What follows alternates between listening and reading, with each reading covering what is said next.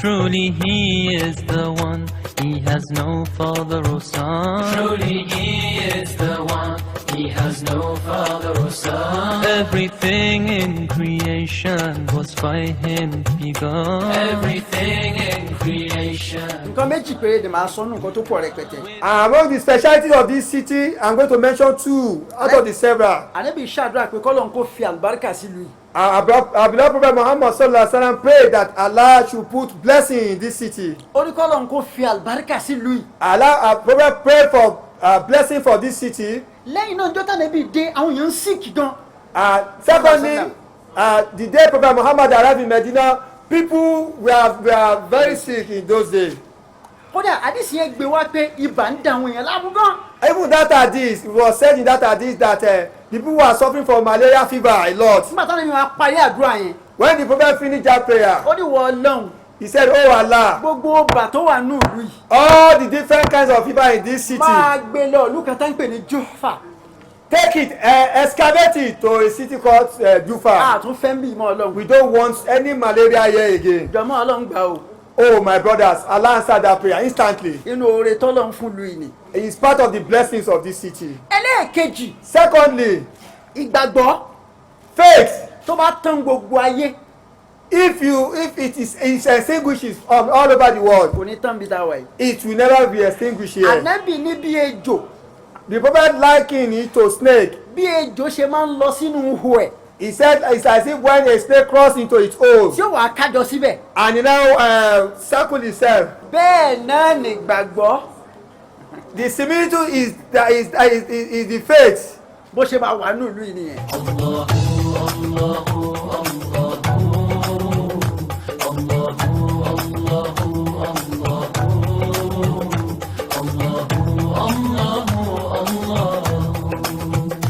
Truly he is the one, he has no father or son. Truly he is the one, he has no father or son. Everything in creation was by him begun. Everything in creation was by him begun. With his infinite power, anything could be done. With his Àwọn èèyàn jẹ́ àǹfààní ẹ̀sìn. All of us are benefiting from this religion. Wọ́n sì fi ẹ̀sìn wọ́n fi ń ṣe ìyẹn láàrin ara wọn. And we are jesting with this religion today. Bẹ́sẹ̀ bá wà nídìí nǹkan lọ́wọ́ wọn, wọ́n dá ẹ̀sìn dá ara rẹ̀. If the religion requires anything from them, they will not give. Ọlọ́run béèrè mi lọ́wọ́ àwọn sàbẹ̀ wọ́n fẹ̀mí wọn lẹ̀fẹ́ sìn. Allah asked for the lives of the companions. They sacrificed their life for the religion. Ìjọ ọ̀tẹ́ mi ní sáà ń bẹ lọ́wọ́ wa tá a sáwọn fún. What Allah is asking from us is not up to a life, and we are not ready to give. Nínú mọ́sáàsì ẹlòmíì kódà owó jẹ́ẹ̀nì ní ìyá jẹ́ẹ̀nì jẹ mọ́sáàsì mi. In some of our mosques at home, what they need is the generator. Owó mẹ́wàá ẹ̀sìn bẹ lọ́pọ̀ ẹnìkan ní oyin tó yóò sì lè ṣe. And some of us have multiple of the funds that we have to buy the gen. Nígbà tí wọ́n jẹ́ Ìsìlámù omi, ẹgbẹ́ àwọn kan náà fẹ̀mí wọn lẹ̀ láti wá ń sìn. When they were saying that there is no way for Islam, some people sacrifice their own life for the Islam to survive today, that we are all benefiting from it. Àwọn ní ọ̀sán síbí yìí o. These people sacrifice their life and the ones buried there. Àwọn ti bẹ̀ wọ́n orúkọ. Their children became orphans. Ìyàwó dókó. Their wives became widows. Wọ́n kú ikú tẹ̀yìn ló tọrọ ẹ̀ fún ọ̀tá rẹ̀ ní ikú tí wọ́n kú. They died a kind of death that we will not even wish our enemies. Sàárẹ̀ àkọ́kọ́ tẹ̀ ń wò yìí, wọ́n pè sàárẹ̀ mẹ́ta ní ọ̀sùn síbẹ̀. And this one we are looking at it, three of them slept here.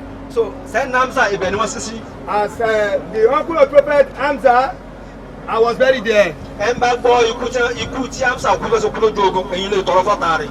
If you know the kind of death that this Hamza died on the battlefield, you will not wish it for your enemies. ẹni ẹ̀ka ìtẹ́rẹ́ síbẹ̀ ní Musa ibn Umayr. The second person was Musa ibn Umayr. ẹ tó gbàsí àdáyé lẹ́ẹ̀kan yẹn. He was the flag bearer that we refer to. Wallahi ikú tí Musa ibn ikú oró ni. The death, and his own death was a death of agony. ẹ̀kẹta Abdullahi ibn Jahsh. The third person was Abdullah ibn Jahsh. wọ́n kì í sẹ́kù rẹ̀ wọ́n gé mu rẹ̀ wọ́n gé tí rẹ̀ wọ́n kì í sẹ́kù rẹ̀. This Abdullah ibn Jahsh, he was dismembered. All part of his body was cut into pieces. kí ni wọ́n ṣe àbíbí ọ̀jà ni. These people did not commit theft. They did not steal. They did not commit armed robbery. wọ́n sacrifice life wọn fún Their only sin, only crime was to sacrifice their lives for Islam. ṣùgbọ́n ní láta sábàánà nàrí náà kú tó fi ṣẹ́gbẹ́ àwọn àtà bá àyà ẹ̀ńdà ló yóò sàkó ẹ mẹ́rin kan àti àpá yìí Ọlọ́run ni mo compensate wọn ẹ mẹ́rin bó kù ni mo alàyè ló tó tó kó wáyé ọ̀nà. Allah said that these people that are killed because of his religion, they did not die in vain. They have been compensated in this one in the hereafter. Truly he is the one, he has no father or son. Truly he is the one, he has no father or son. Everything in creation was by him begun. Everything in creation was by him begun. With his infinite power, anything could be done. With his infinite power, anything could be done. Ask Allah for his pardon. Ask Allah. لبيك لا شريك لك لبيك إن الحمد والنعمة لك والملك لا شريك لك لبيك اللهم لبيك لبيك لا شريك لك لبيك إن الحمد والنعمة لك والملك لا شريك لك لبيك اللهم لبيك لبيك لا شريك لك لبيك إن الحمد والنعمة لك والملك لا شريك لك لبيك اللهم لبيك لبيك لا شريك لك لبيك إن الحمد والنعمة لك والملك لا شريك لك لبيك اللهم لبيك لبيك لا شريك لك لبيك إن الحمد والنعمة لك والملك لا شريك لك.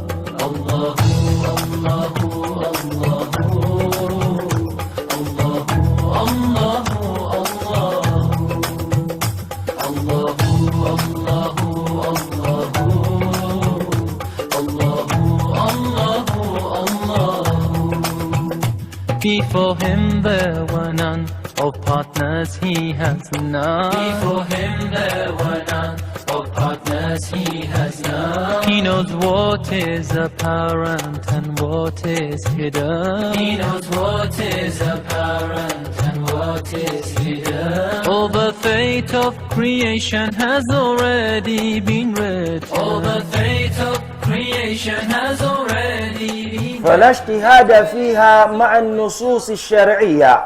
kò sí pé èèyàn mú àbá wá pé mo lábàá o àjì tá ń ṣe ìtàwáfù tá a fẹ́ bẹ̀rẹ̀ yẹn arípọ́wọ́ òsì láti agbé káàbà sọ́wọ́ òsì ẹ̀yà gbé káàbà sọ́wọ́ ọ̀tún sáàyù tá a fẹ́ ṣe yẹn Sàfà láti bẹ̀rẹ̀ èmi rò wípé o ẹja lọ bẹ̀rẹ̀ Marwa. It has nothing to do with our own wishful thinking or the way I desired it to be. Everything must be in line with the Quran and the Sunnah of the Prophet of Allah. فهي حق لله عز وجل. ọ̀ràn yẹn Ọlọ́run ni, ẹ̀tọ́ Ọlọ́run ni, òfin Ọlọ́run ni, àgbékalẹ̀ Ọlọ́run ni tá a gbọ́dọ̀ tẹ̀lé. It is the right of Almighty Allah, it is the injunction from Almighty Allah, and it is designed by Allah, which we must follow into too. òun ló jẹ́ pé hajj tá a wá ṣe yìí ó ń béèrè lọ́wọ́ wa kí ẹ̀mí wa kó ya ọ̀rọ̀ yìí fún Ọlọ́run bá nìkan. that this Hajj is requesting from us our total submission to Almighty Allah. Kí ọkàn wa má tàn gá lórí wípé bọ́lọ́hun ti ní kí n ṣe ni màá ṣe. That we must purify our soul and call our attention of ourselves that we want to perform this Hajj the way Allah has ordained it. Ebi tọ́lọ́hun bá ní ká ti bẹ̀rẹ̀ ni màá ti bẹ̀rẹ̀ gbóhun tọ́lọ́hun bá ní a ṣe. Where Allah say we should start, we must start from there. Ebi tọ́lọ́hun bá ní ká parí àwọn ìgbésẹ̀ kọ̀ọ̀kan síbẹ̀ ni mo ti fẹ́ parí ẹ̀ sí. Wherever says Allah says you must finish this particular one, you must finish it there. Ọjọ́ tọ́lọ́hun bá ní a ṣe àwọn ojúṣe kọ̀ọ̀kan ọjọ́ náà ni màá ṣe. The number of days that is specified for each Hajj rite must be done the way it's supposed to be. Fàpẹẹrẹ ọjọ́ kẹsàn-án nínú Dhul-Hijjah la máa ń ṣe ìtààmù sí al-wuquf bi Arafah, ìdúró sáàyè Àràfá. Èèyàn kan ò wá gbọ́dọ̀ wá jẹun yó tán kó ní Àràfá tòun òun ó lọ látọjọ́ kẹjọ. For instance, now on the 9th day of Dhul-Hijjah is when you're supposed to stay at Arafah. Nobody can now say, on my own, I want to go there on the 8th day. Kó wá ní àwọn fẹ́ lọ Àràfá alálọ́ọ̀lẹ̀ tí ó lọ dúró dẹ̀yìn yòókù jọ́tẹ́ èdè lọ́jọ́ kẹsàn-án ẹ̀ bá wà ń bẹ̀. That I want to go there and wait for you people so that on the 9th day you come and join me. Orígun tó ṣe pàtàkì ní Àràfá ìtẹ́niyẹn ń sọ náà ni pé bó jẹ́ 1.8 ló san tó fi wá bí, bó jẹ́ 2 million ló san tó fi wá bí, bó jẹ́ 2.9 ló san jọmọ́ sọ́márì ẹ̀ náà ni tó bá ti ṣe bẹ́ẹ̀ pẹ̀lú Àràfá òun náà ni pé kò ní hajj lọ́dún yẹn ó sọ owó yẹn nù ni ìdájọ́ àwọn àfáà lórí ẹ̀ náà ni pé ọdún tí ń bọ̀ láwá tún hajj yẹn ṣe. What we need to understand is that Arafah is one of the major pillars of this Hajj. If somebody now decide on his own that he wants to go on the 8th day to do it the way he's supposed to, meaning that whatever amount of money he has paid, that money is gone. The scholars ordained that that kind of person will have to come the next year and do the proper thing. Allahu, Allahu, Allahu, Allahu,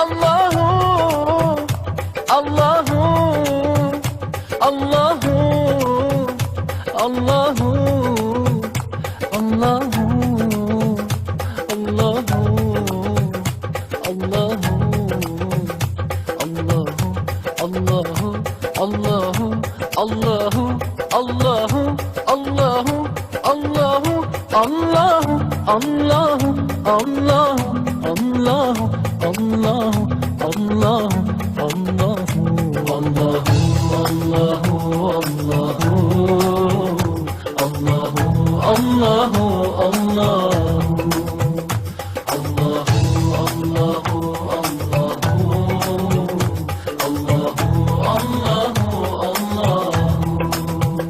From amongst all humans, Muhammad was chosen. From amongst all humans, Muhammad was chosen. He was illiterate and he was an orphan. اللهم إنا نسألك بأن لك الحمد لا إله إلا أنت المنان يا بديع السماوات والأرض يا ذا الجلال والإكرام يا حي يا قيوم. اللهم إنا نشهدك ونشهد ملائكتك وحملة عرشك ونشهد من في السماوات ومن في الأرض أنك أنت الله لا إله إلا أنت وحدك لا شريك لك ونشهد أن محمدا عبدك ورسولك لا إله إلا الله وحده لا شريك له له الملك وله الحمد وهو على كل شيء قدير. سبحان الله والحمد لله ولا إله إلا الله والله أكبر ولا حول ولا قوة إلا بالله.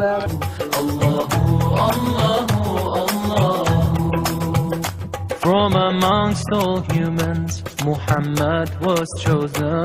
From amongst all humans, Muhammad was chosen. He was illiterate and he was an orphan. He was illiterate and he was an orphan. Yet Allah sent him to those who were pagan. Yet Allah sent him to those who were pagan. Oh Allah, let us drink. Oh Allah, let us drink From his hand in the fountain. Allahu, Allahu, Allahu, Allahu,